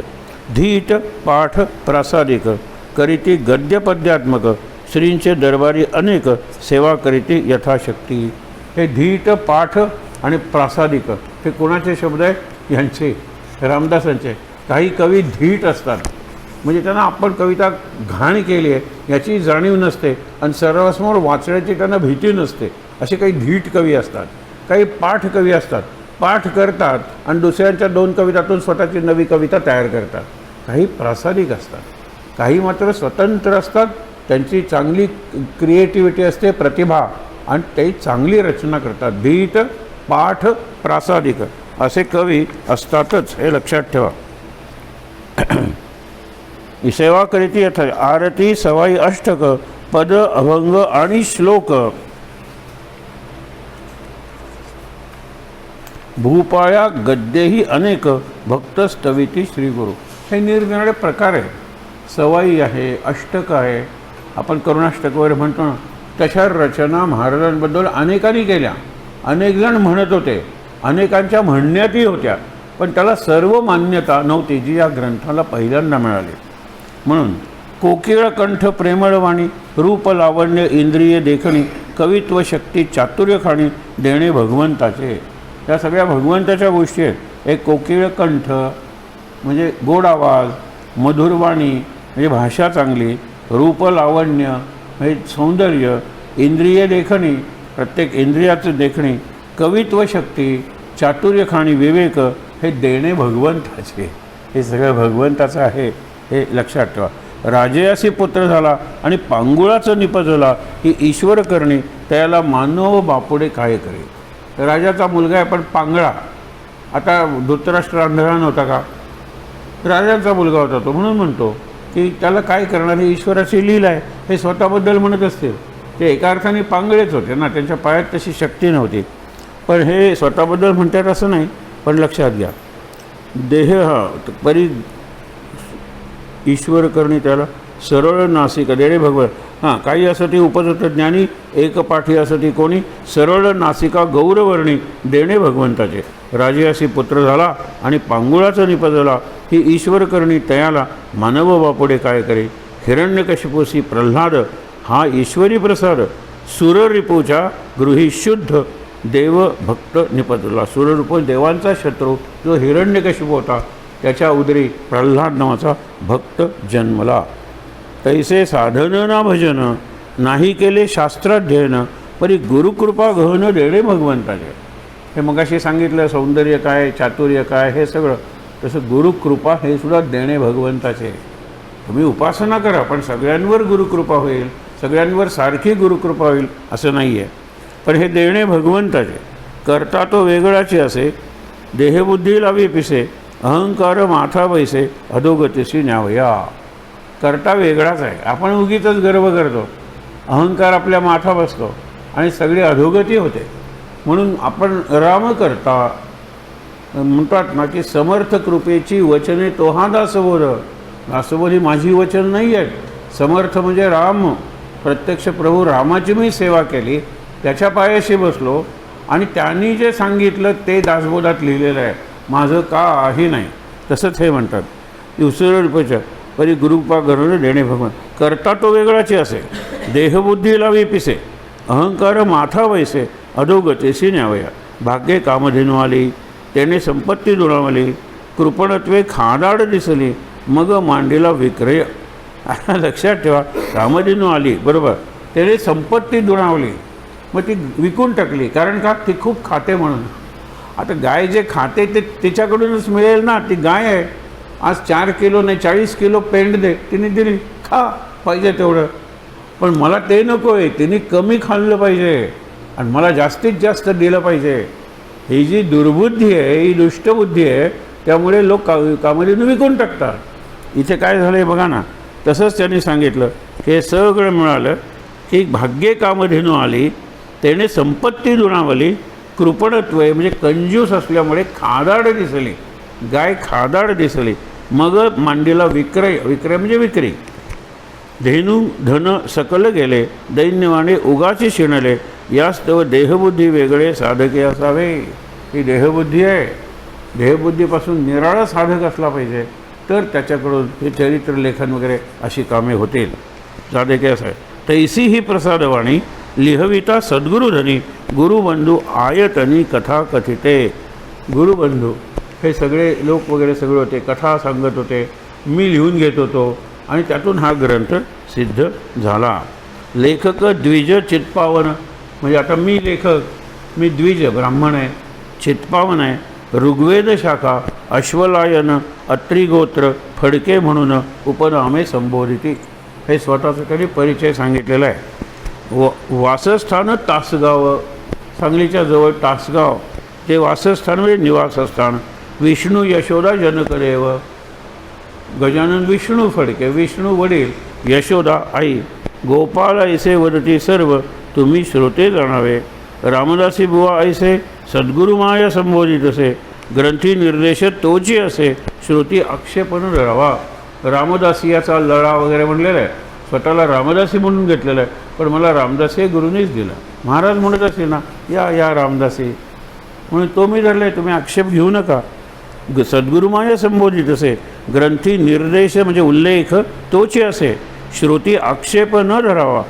वामन बुवा मठ मोरगिरी, सद्गुरु सेवा मानोन बरी, शुद्ध लिपी लिहोनी सत्वरी, बहुपरी सहाय्य केले. हे मठ मोरगिरीचे जे वामन बुवा होते, त्यांनी ही शुद्ध प्रत तयार केली. मी लिहिली होती, ती अशुद्ध असेल, काही शब्द चुकीचे असतील, ती कुणी केली? वामन बुवाने. सद्गुरु सेवा मानवून बरी, शुद्ध लिपी लिहोनी सत्वरी, बहुपरी सहाय्य केले. ग्रंथ नव्हे हा प्राचीन, नाही सरळी अर्वाचीन. काय फार प्राचीन ग्रंथ नाही आहे, महाराज अलीकडेच होऊन गेलेले आहेत. आणि ग्रंथ नाही सरणी, ही जी ग्रंथाची शैली आहे, सरणी म्हणजे शैली, जीवन सरणी, जीवनशैली अर्वाचीन अलीकडची नाही आहे. कोणा दिसे अधिक न्यून तरी क्षमा असावी. माझं काही चुकलं असेल काही क्षमा असावी. ग्रंथ नव्हे सुलभ गद्य, अगदी सोपं गद्य नाही आहे हा. ग्रंथ नव्हे गूढ पद्य, पण फार अवघड असं पद्यही नाही आहे, समजेल तुम्हाला. वेडे वाकुडे दोन शब्द गुरुचरणी अर्पिले, शृंगार हास्य शोकाधिक रस जे रजतमात्मक साधका होती बाधक ते येथे वर्जिले. शृंगार वगैरे रस आहे, काही वर्णन करायचं नसतं. मग वाल्मिकींनी सीतेच्या देहाचं सौंदर्याचं वर्णन कुठेही केलेलं नाही, कारण तो संकेत आहे. आणि कीर्तनकारांनी करायचं नसतं, काही विषय मांडायचे नसतात कीर्तनकारांनी. म्हणजे हिंसेचे विषय आहेत जे ऐकताना लोकांना असं वाटतं, ते मांडू नयेत विषय. म्हणून बिभत्स रस शृंगार रस फार वर्णन करू नये, ते इथे वर्जिले केलेले आहेत. शृंगार हास्य, याच्यात हास्यरसाची उदाहरणं नाहीत. शोक आणि दुःखही नाही कशाचं. महाराजांची मुलं गेली, सरळ स्टेटमेंट केलेलं आहे. महाराजांची पत्नी गेली, सरळ सांगितलेलं आहे. शोक रडणं, काहीतरी आता मोठा लॉस झाला असं सांगणं, तसं काही नाही आहे. ते येथे वर्जिले. भक्तिरस सत्व प्रधान, सत्व गुण आणि रस भक्ती, हे यांनी तो ग्रंथ प्रधान आहे. सद्गुरूचा महिमा गहन, उपदेश वचने प्रमाण, घेतली संत उच्छिष्टे. आणि हे जी मी संतांची दिलेली आहेत उदाहरणं, ते उच्छिष्ट आहे. उच्छिष्ट म्हणजे उष्ट. संतांचं उष्ट म्हणजे संत जेवले आणि त्यांनी पत्रावळी टाकल्या, त्या पत्रावळीवर जे उष्ट होतं ते मी घेतलं आणि त्यातून हा ग्रंथ साकार झालेला आहे. संतांची उच्छिष्टे हे तुकारामाचे शब्द आहेत.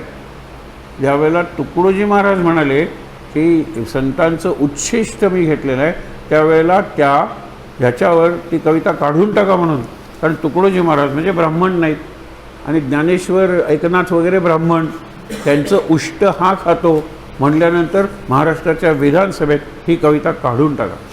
एक अत्यंत सौम्य प्रकृती असे MLA होते, MLC असतील निवडून दिलेले सरकार, ते म्हणजे गप्र प्रधान. आम्हाला इंग्रजी शिकवायचे, इतकं सौम्य सज्जन व्यक्तिमत्व होतं. इंग्रजी खूप चांगलं शिकवायचे. ज्युलियस सीझर आम्हाला त्यांनी शिकवलं. ते उभे राहिले आणि कडाडले. जर तुकडोजी महाराजांची कविता पुस्तकातून काढून घेतली, आमरण उपोषण करेल. ते काय करायचं? संतांचं तर काही घ्यायचंच नाही, आणि घेतलं तर तुकारामाचं घ्यायचं, नामदेवाचं घ्यायचं, एकनाथ नकोत, रामदास नकोत आणि ज्ञानेश्वर नकोत. का? ब्राह्मण आहेत म्हणून. हा कसला नवीन निकष? आणि ते झाल्यानंतर तुम्ही जर मुद्दामून जे टेक्स्टबुक आहे, टेक्स्टबुकची तुम्ही जर वाचलीत इंडेक्स, तर सगळे जात धर्म पंथ तुम्हाला दिसते. एका जातीचे दोघंजण हा योगायोग असेल, पण एरवी नाही. सगळ्या जाती जमाती 18 आपण भारतात काही कमी आहेत का?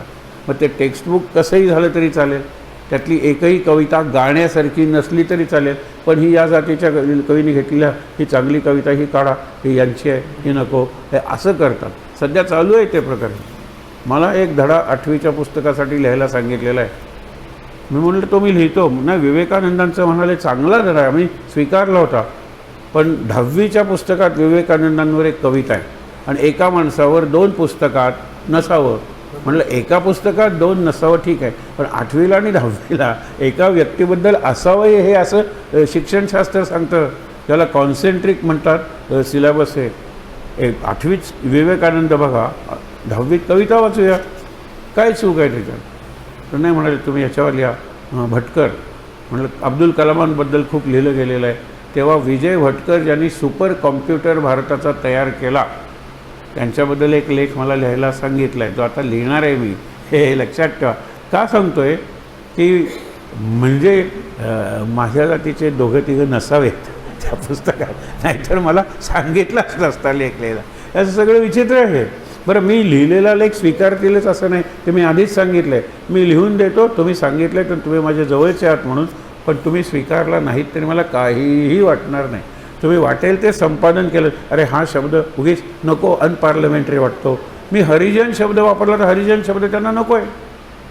आता हरिजन इतका चांगला शब्द नाही आहे, दलित शब्द वापरा, हरिजन नको. हरीमध्ये हरी येतो आणि हरी हा हिंदूंचा देव आहे. हे इतका विचार करतात टेक्स्टबुकमध्ये आणि इंटिग्रेशनच्या गप्पा मारतात. कसं जमणार आहे सांगा बरं. आणि त्यामुळे सहज तुम्हाला सांगितलं. तसंच इथे हे सहज सांगता की सद्गुरूचा महिमा रजतमात्मक. आपण कुठे आलो तो आयतनी ग्रंथ नवे सुलभ गद्य, ग्रंथ नवे गूढ पद्य, वेडू वाकुडे दोन शब्द गुरुचरणी अर्पिले. 47वी ओवी आहे. शृंगार, हास्य, शोक आदिक रस जे रजतमात्मक, साधका होती बाधक ते येथे वर्जिले. भक्तिरस सत्वप्रधान. कीर्तनकारांना विशेषतः, सगळे नाहीत, अपवाद असतात, एका प्रकारच्या विनोदावर लोक जर हसले तर त्याच प्रकारचे विनोद करतात. पहिला मुलगा झाला, त्याचं नाव ठेवलं धर्मेंद्र, हा हा हा हा लोक असले. मग मुलगी झाली, नाव ठेवलं हेमा मालिनी, हो हो हो हो हो हो. आम्ही काढून टाकलं त्यांना. म्हणलं अपरिहार्य कारणासाठी पुढील प्रवचन होणार नाहीत भागवतावरचे. असं लिहू का खरं कारण सांगू? कारण माझी मुलगी छोटी होऊन विचारते, त्या काळात धर्मेंद्र हेमा मालिनी होते, काय वय असेल त्यांचं, त्यावेळेला जिवंत होते दोघं. हे किती गैरसमज आहे. आणि तो म्हणतो की हरी म्हण, हा डॅडी म्हणतोय. हे इंग्लिश होतं त्यावेळेला. हे मुलं प्रश्न विचारायला लागले, पण डॅडी म्हण ते हसले. मग त्यांनी सांगितलं नारायण म्हण, की हे दुसरं कुठलं तरी इंग्लिश नाव काढणार. असं भागवत सांगायला लागले. म्हणजे भक्तीशिवाय भागवत सांगता येतं का? अत्यंत चांगली व्यक्तिमत्व, अत्यंत चांगलं संस्कृत, अत्यंत चांगले उच्चार, अत्यंत चांगलं पाठांतर, अत्यंत चांगलं निवेदन कौशल्य. पण हे काय, हे अति झालं. आणि सांगून मला जगातली कुठलीही शक्ती किंवा व्यक्ती मला सुधारणार नाही, हे उत्तर त्यांनी मला दिलं. कारण पहिल्यांदा तरुणांना पाठवलं. ते म्हणाले नाही, उभेसुद्धा राहू नका इथे, मी बदलणार नाही. मग म्हणलं आपण जाऊया शांतपणे. म्हणलं की उद्या सकाळी आम्ही बोर्ड लावतो आहे की आजपासून उरलेली प्रवचनं होणार नाही. अपरिहार्य कारणामुळे लिहूया का? म्हणजे तुम्हाला सुतक आलं असेल कुणीतरी अपरिहार्य कारण काय लिहायचं आहे ते लिहा. म्हणलं हो लिहायचं आहे ते लिहितो.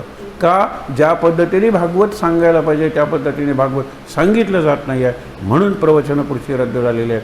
काही तुम्हाला लिहायचं ते लिहा. नंतर दारात पोचल्यावर अपरिहार्य कारणामुळे लिहा.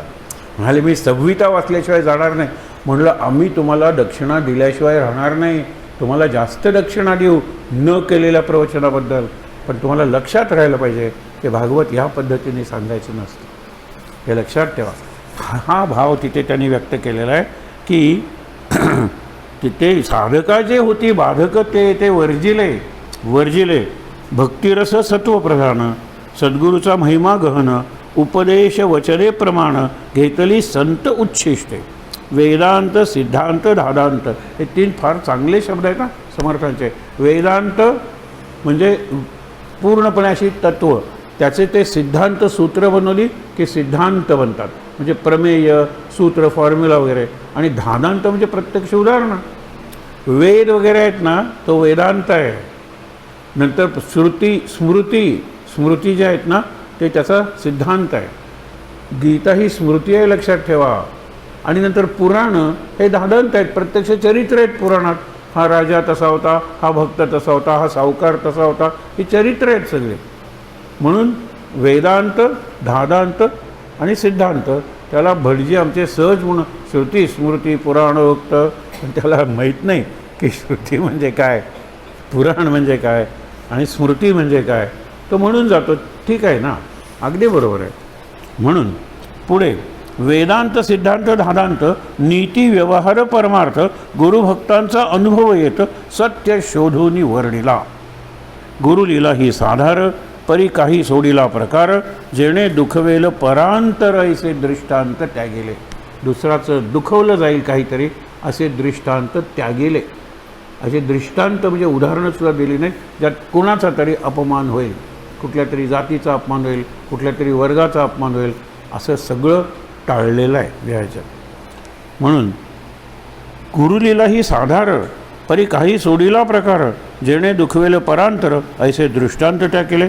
काही भाग लिहिला होता, परी दृष्टांत होय अवचिता, निंदकाचे कृत्य वर्णिता, लाभ काय तुम्हासी.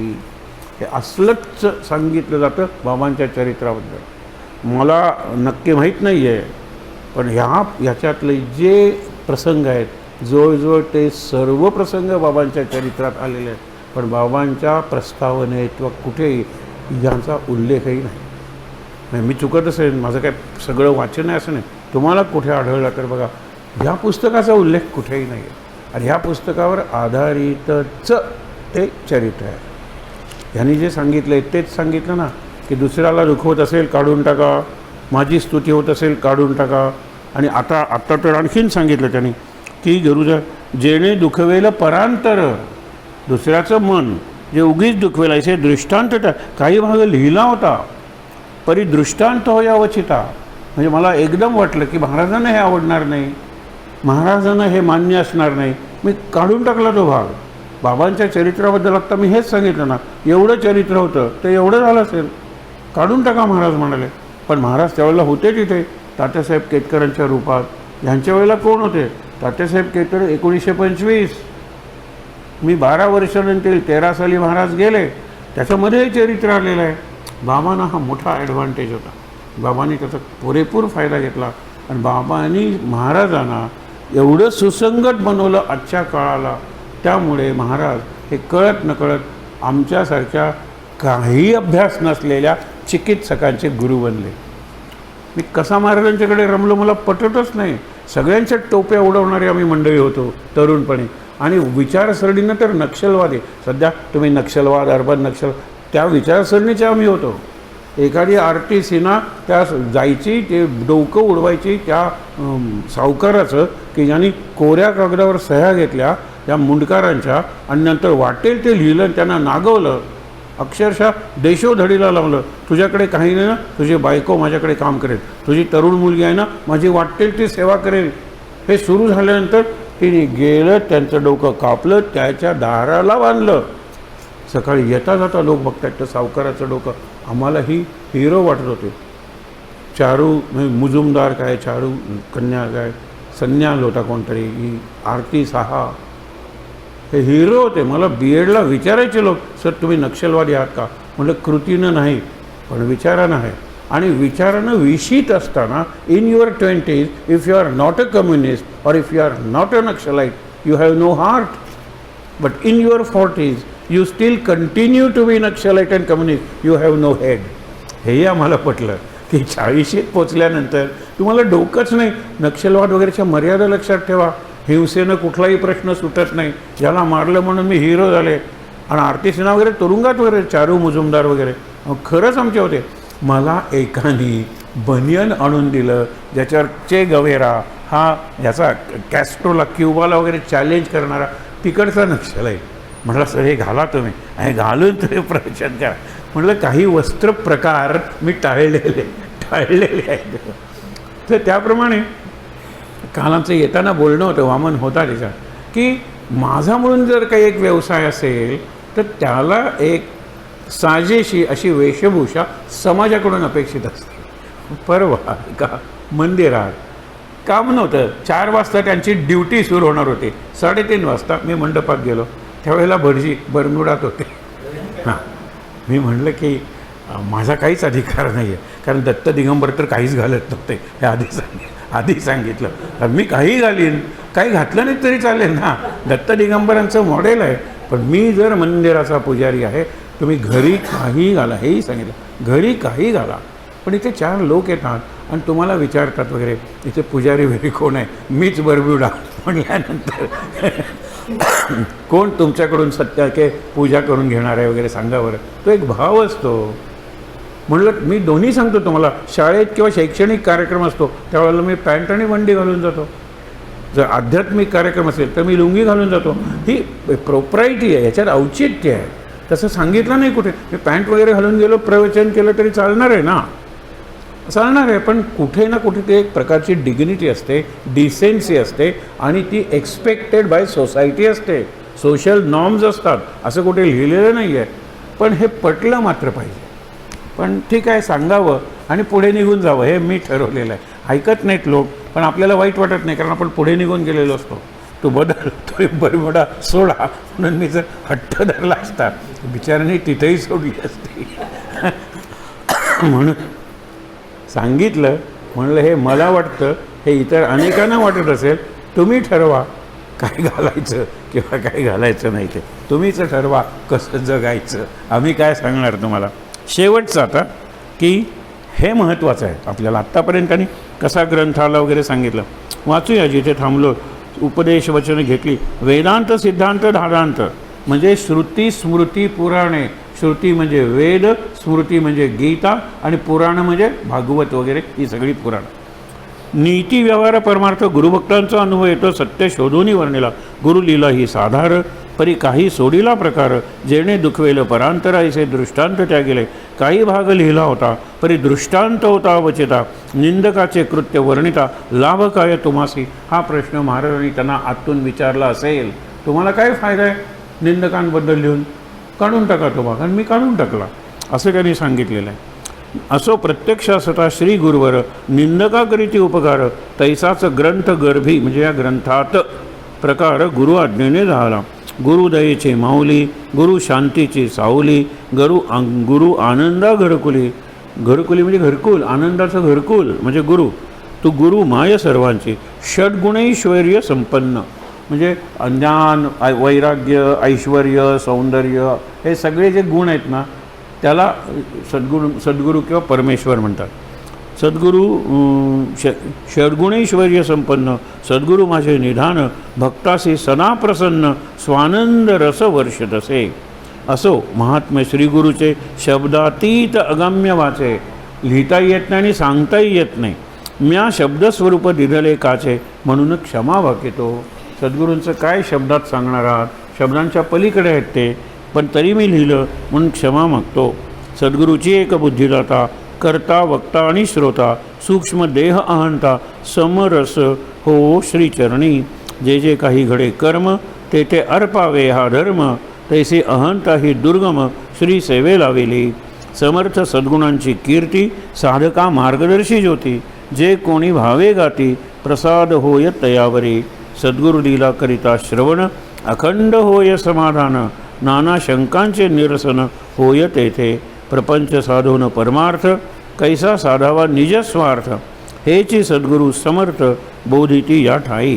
म्हणजे प्रपंच पाहिजे आणि परमार्थही पाहिजे, नाही तर निजस्वार्थ म्हणजे स्वतःचं कल्याण, आत्मकल्याण कसा साधणार आहात हे इथे सांगितले. सद्गुरूंच्या प्रतिमा अनेक. त्याहून विशेष हे रूपक. येथे साक्षात गुरुनायक वास करीती अक्षरी. हे रूपक आहे की ही अक्षर आहेत ना म्हणजेच गुरु आहेत. हा ग्रंथ आहे ना हे गुरुचं शरीर आहे. हे गुरूंची वाङ्मयी मूर्ती, अक्षरमूर्ती कुठली असेल तर ही आहे, अक्षरमूर्ती आहे. या प्रत्येक अक्षरात गुरुला पहा, महाराजांना पहा.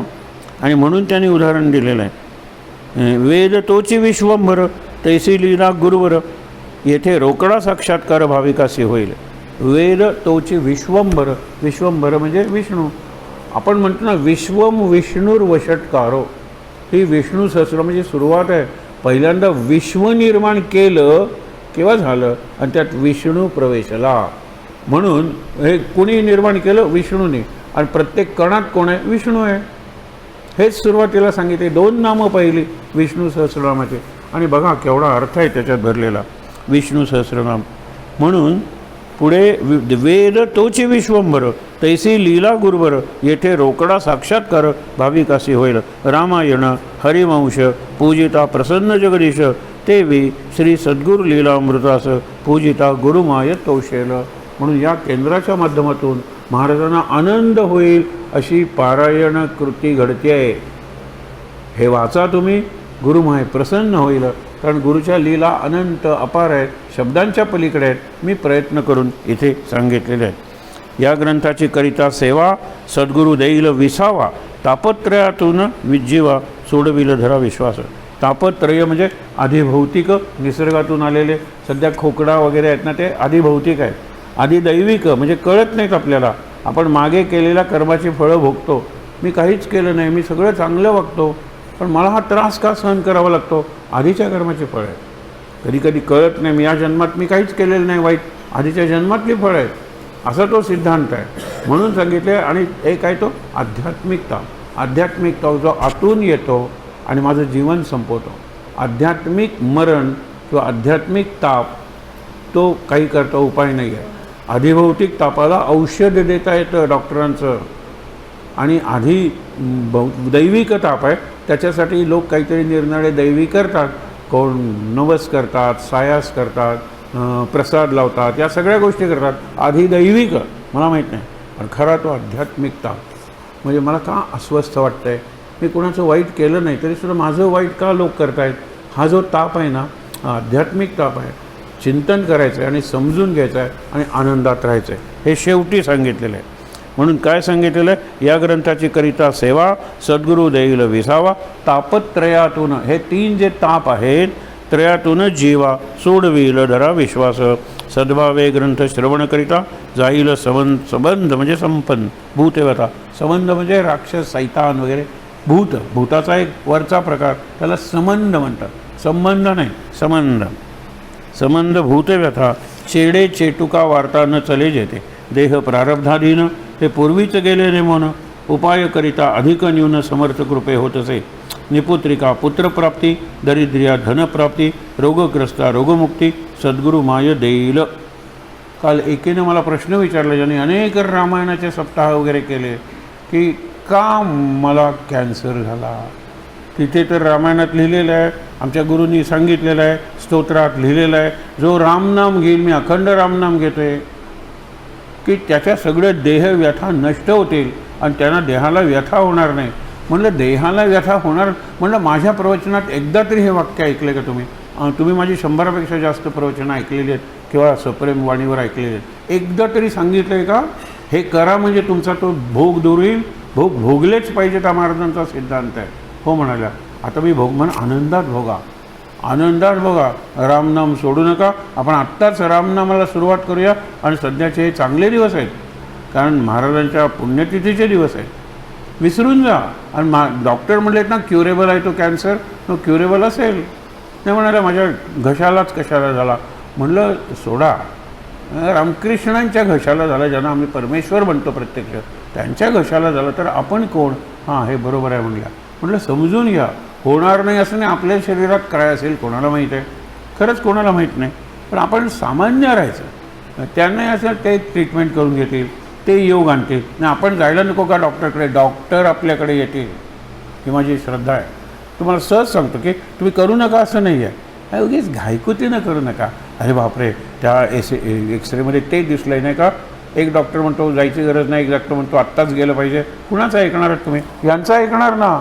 अरे डॉक्टरला घरी आणतील ते आणि म्हणतील की अरे तुमच्या काही तपासण्या झाल्यात का बघा. हे मी माझ्या अनुभवावरून तुम्हाला सांगतो. मग डॉक्टर सांगेल की हे केलं पाहिजे, ते केलं पाहिजे, मग आपण करायचं. आपण की तिकडे तिकडे धावपळ करायची नाही, हे लक्षात ठेवा. म्हणून काय सांगितलेले, बद्धाशिवाय अनुताप, मुमुक्षुसी साधन स्वल्प, साधकाशी ज्ञानदीप, गुरुमाय दावेल. दीप कोण दाखवणार आहे? गुरुमाय.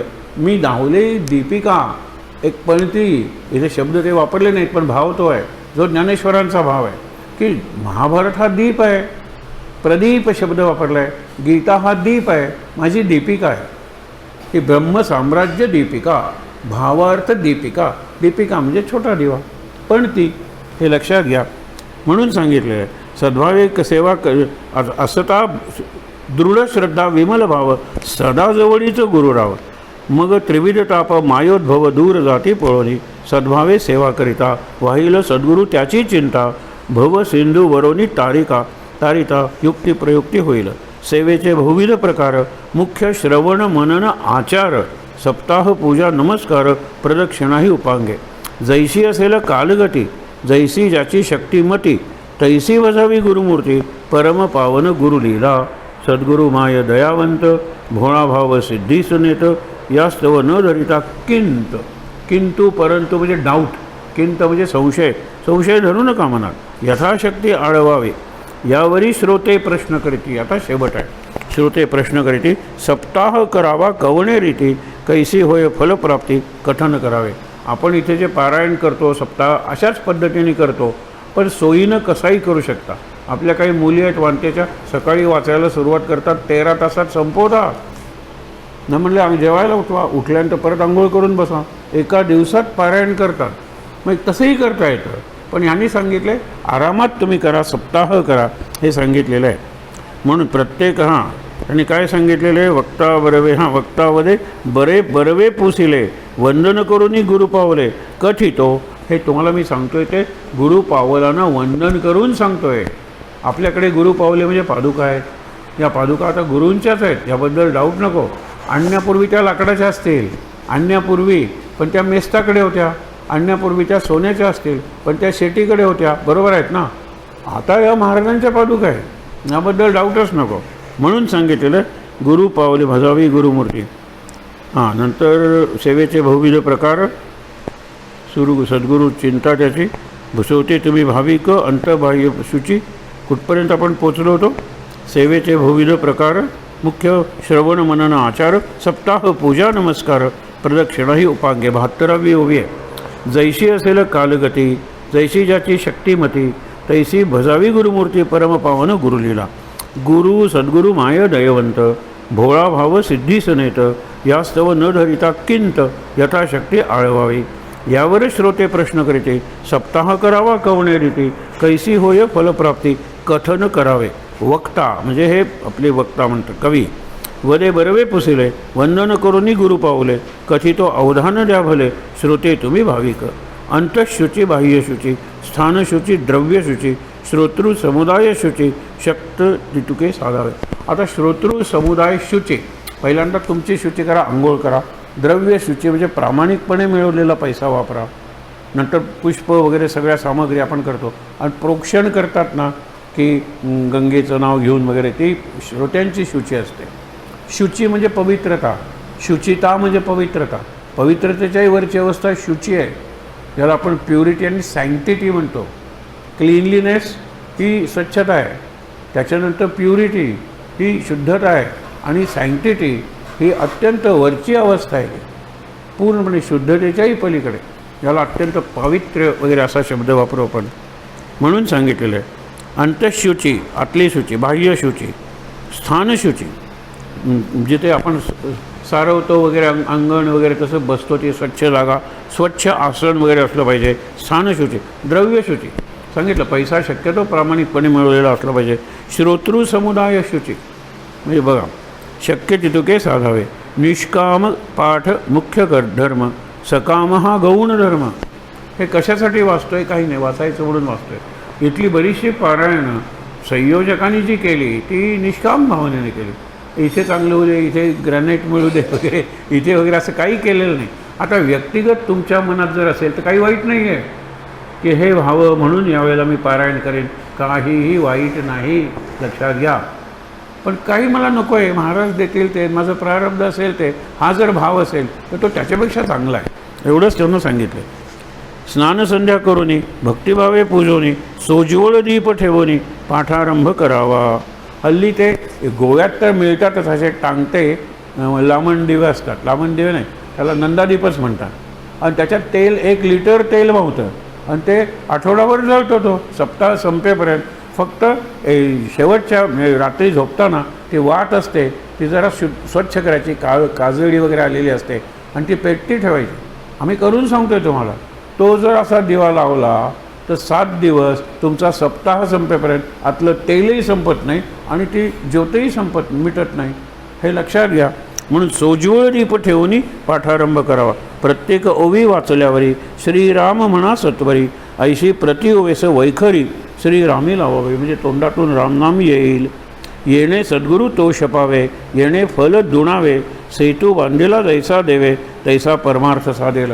इथे 2 ओवींचा सेतू, श्रीराम म्हणल्यानंतर पुढची ओवी वाचतो, श्रीराम म्हणल्यानंतर पुढची ओवी वाचतो.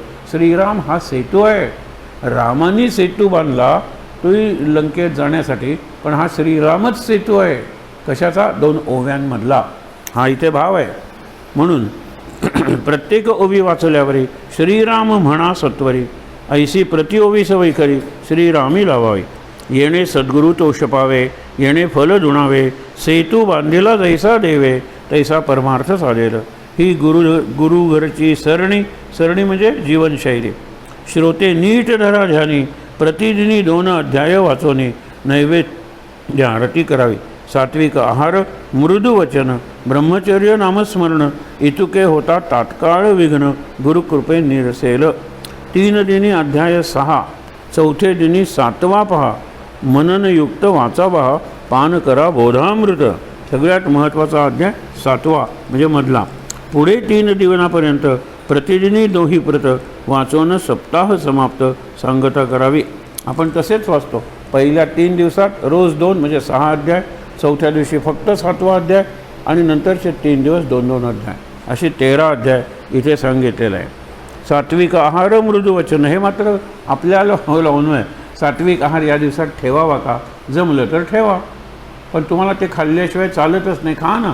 खाणं महत्त्वाचं नाही आहे, हे वाचन चिंतन मनन जास्त महत्त्वाचं आहे. हळूहळू सप्ताहाच्या काळात आपणच आहार पाळू, आपणच विहार पाळू, आपणच स्वतःची एक शिस्त तयार करू. आपणच हे आतून येतं. हे आत्ता हे करायचं, हे आतून आलेलं आहे पूर्णपणे. मी विचार दुसराच ठरवला होता, नंतर सकाळी विचार आला की हे नको का वाचायला, आपण नीट वाचूया, म्हणून तो ग्रंथ त्याच्याकडून मागितला, बघितला आणि हे चांगलं आहे. आता आपल्याला कल्पना आली की कवी कसे आहे, कवीचं जीवन कसं आहे, हा ग्रंथ कसा प्रत्यक्ष अवतरला, ही अवतरणिका ग्रंथाची आहे. शेवटी वाचूया. सात्विक आहार मृदुवचन ब्रह्मचर्य नामस्मरण इतुके होता तात्काळ विघ्न गुरुकृपे निरसेल. 3 दिनी वाचलं ते. वाचून सप्ताह समाप्त सांगता करावी. सांगता मुख्य लक्षण काय आहे? नामस्मरण. 86वी ओवी आहे.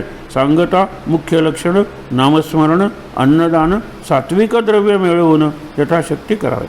आषाढ शुद्ध पौर्णिमेसी अवश्य करा सप्ताहासी. आषाढ शुद्ध पौर्णिमा म्हणजे गुरुपौर्णिमा. गुरुपौर्णिमेला सप्ताह करा. गुरुपूजा ते दिवशी उत्सव प्रिय गुरुभक्ता. आपण केव्हा करतोय हा? आपण महाराजांच्या पुण्यतिथीपूर्वी करतोय. पुण्यतिथीपूर्वीचे 9 दिवस नवरात्र असतं. या नवरात्रातले 7 दिवस आपण पारायणासाठी वापरतोय. अत्यंत चांगली प्रेरणा आहे आणि अत्यंत चांगला विचार आहे किंवा आपण वाचतोय, हा आचार आहे. म्हणून पुढे सांगितलेलं आहे, काही प्रबल झाला मोठा श्रद्धेसी मारीला चपेटा परी प्राचीन सुलभ वाटा साधके न सोडाव्या. या काळात जर एखादा मोठा रट्टा बसला म्हणजे मोठा आघात झाला तरी तुम्ही वाचन सोडू नका. हे पूर्वीपासून चालत आलेलं आहे. अरे हे प्रारब्धाप्रमाणे होणार, शक्यतो होत नाही. हा अनेकांचा अनुभव आहे. आम्ही इतक्या ग्रंथांची पारायण केली. सुरुवातीला एक प्रार्थना की जी महाराजांना घातलेली शपथ असते की रोज या वेळात मी 7 दिवस वाचणार आहे. कुठलीही घंटा वाजू नये. दाराची घंटा, त्यावेळेला मोबाईल नव्हते, पण आता मोबाईलची रिंग आणि लँडलाईन, एकही घंटा वाजू देऊ नका. आणि अनुभवाने तुम्हाला सांगतो, त्या दिवसाचं वाचन झालं की दुसऱ्या मिनिटाला घंटा वाजायचे आणि म्हणायचे, काय तुमचं परवरी, इतक्या म्हशी रस्त्यात बसलेल्या असतात, 15 मिनटं आधी पोचलो असतो. म्हणलं, म्हशी नमस्कार, कारण तू 15 मिनटं आधी आला असतात. माझं वाचन चालू होतं. दुसरी रिंग, म्हणाला लाईटच नाही तुमच्याकडे. मी आपला वाजवते रिंग लागत नाही. म्हटलं माझी आरती चालू होती. बरं झालं ती रिंग वाजली नाही. त्यावेळेला महाराजांनी इलेक्ट्रिसिटी कट करून टाकली. आणि तिसरी रिंग, जेव्हा बघावं तेव्हा lines are busy, landline busy. म्हटलं महाराजांनी ठेवलं आहे ते. जर आतून आपण संकल्प केला तर महाराज काय व्यवस्था करतात हे बघितलं की आपल्या डोळ्यातून पाणी येतं. आपण महाराजांना जास्त जोडले जातो, महाराजांच्या जास्त जवळ जातो. इतक्या छोट्या छोट्या गोष्टी महाराज तुम्ही माझ्या मान्य करता, हे सांगितलेलं आहे. वेगळं येणार नाही आणि आलं तरी तुमच्या श्रद्धेला धक्का लागू देऊ नका, हे सांगितलेलं आहे. म्हणून पुढे 3 दिवसापर्यंत आषाढ शुद्ध झालं. कली प्रबल झाला मोठा श्रद्धेसी मारेल चपाटा परी प्राचीन सुलभ वाटा साधके न सोडाव्या. 88 वरी दिसते मोहक अंतरी अतिभयानक साधके नसावे वंचक लोके क्षणे कदापि. लोकांसाठी तुम्ही पारायण करू नका किंवा केलं तरी लोकांना सांगू नका. लोकेशणा म्हणजे प्रसिद्धीची इच्छा, वित्तेषणा म्हणजे पैशाची इच्छा आणि पुत्रेषणा म्हणजे पुत्र व्हावा किंवा पुत्र झाला असेल तर त्याचं कल्याण व्हावं, परीक्षेत यश मिळावं. पुत्रेषणा, वित्तेषणा आणि लोकेशणा, या 3 ऐषणा किंवा ईषणा म्हणजे इच्छा आहेत. नको त्या, बिलकुल नकोत. इथे त्यांनी सांगितले एक आता की लोकेशणा नको, प्रसिद्धीसाठी काहीही करायचं नाही. परांतर दुखविणे हेची दुरित, दया सदाचार हेची सुकृत, रामनाम साधन सारभूत, वैराग्य परमवैभव, शेवटी एक विनवणी, न लागो नाम लय लागो नामस्मरणी, श्री जगदीश नमोनी, गुरुचरणी घेऊ गुरुचरणी विसावा. लय लागो नामस्मरणी, लय लय म्हणजे इन ट्यून विथ नाम और फॉरगेटिंग युअर बॉडी सेन्स, म्हणजे देहभाव जो आहे तो विसरला की लय होतो. हे लय महत्त्वाचं आहे. आणि तो लय होऊ दे वाचनात. विसरून जा देह, विसरून जा घर, विसरून जा निरनिराळ्या प्रकारची कर्तव्य. मी तुम्हाला सांगितलं होतं ना, आता एक यादी दे बरं. उद्या माझं वाचन सुरू होण्यापूर्वी तुला जे जे पाहिजे आठवड्याला ते सांग, आणून द्या. फ्रीज कशासाठी आहे? पैसे कशासाठी? पूर्वी 1 तारखेपर्यंत थांबावं लागत होतं, आता रोज 1 तारीख आहे आपल्याला. एवढे पैसे आहेत आपल्याकडे, म्हणून तुला पाहिजे ते यादी करून दे, पाहिजे ते फ्रीजमध्ये ठेव. पण मला सांगू नकोस, तुला केव्हाही जायचं असेल तरी जा, गरम करून मी खाईन. इतकं सोपं करा जीवन. प्रायोरिटी काय आहे माझे? मुख्य काय आहे? मुख्य उपासना आहे. बाकीच्या सेकंडरी गोष्टी आहेत, महाराज त्या कशा बघून घेतील आपल्याला कळणारे नाही. म्हणून शेवटची ओवी आहे, शेवटी एक विनवणी लय लागो विसरून जा, सगळं नामस्मरणी श्री जगदीश नमोनी, श्री गुरुचरणी घेऊ विसावा. इति विसावा हा शब्द, इथे विसाव्याची सोय आहे. मामांनी सुरुवातीला लिहिलं होतं, इथे विसाव्याची सोय आहे. लोक म्हणतील म्हणजे काय आहे, 21वावं आहे का विसावा? इथे विश्रांतीची सोय आहे, ते लोकांना जास्त पटेल. म्हणून येथे विसावा म्हणजे विश्रांती. इति श्री सद्गुरू लीला श्रवणी स्वानंद सोहळा पुरवी ते रामदासी यांचा लळा. म्हणून त्यांनी सांगितलं मी स्वतःला रामदासी म्हणतो, म्हणून लोकांचा आक्षेप आहे. पण काय सांगू, मलाच कधी कधी ते रामदासी म्हणायचे. गुरुनीच मला नाव दिलेलं आहे, मग ते मी का नको वापरायला. रामदासी अशी कृपा कटाक्षे. इति श्री सद्गुरू लीलामृते त्रयोदशाध्यायांतर्गत चतुर्थ समासा श्री सद्गुरू चरणार्पणवस्तू इति त्रयोदशोध्याया श्री सद्गुरू लीला ग्रंथ समाप्त. छान. जरी जरा थोडा वेळ झाला, आपल्याला उशिरा सुरू केलं होतं, तरीसुद्धा वाचन संपलं आणि आपण वाचलं सगळ्यांनी बरोबर. नुसता त्याचा गोषवारा जे समरी नाही सांगितलं. आता शेवटचे श्लोक म्हणूया. श्रीराम समर्थ. जयाचा जनी जन्मनामार्थ झाला, जयाने सदा वासनामात केला, जयाच्या मुखी सर्वदा नाम कीर्ती, नमस्कार त्या ब्रह्मचैत समाधी पाहता समा तनु कष्टवी त्यासी आनंद देते, मनी भाविता कामना पूर्ण होती, नमस्कार त्या ब्रह्मचैतन्यमूर्ती सद्गुरुनाथ महाराज की जय. सदा सर्वना योग तुझा घडावा, तुझे कारणी देह माझा पणावा, उपेक्षू नको गुणवंता अनंता, रघुनायका मागणे हेची आता. जय जय रघुवीर समर्थ. ओम सहना भवतु सहनौ भुनक्तु सह वीर्यं करवावहै, तेजस्विनावधीतमस्तु मा विद्विषावहै. ओम शांति शांति शांती. डोळे बंद ठेवून 3दा दीर्घ श्वासोच्छ्वास.